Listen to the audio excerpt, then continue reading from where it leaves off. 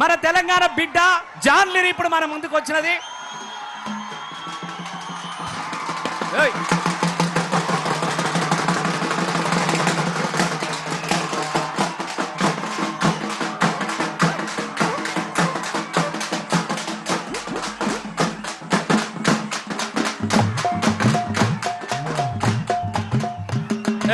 బాబు ఎవడే పూలతో కొట్టు? ఎవరు నేర్పిండా నీకు? అవులే పూలతో కొడతావా నువ్వు?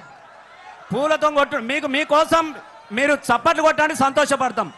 ఈ పూలతోని ఇవన్నీ కొట్టుడు బంద్ చేయండి తమ్ముడు. పువ్వులతో మనం కొట్టు లేదు.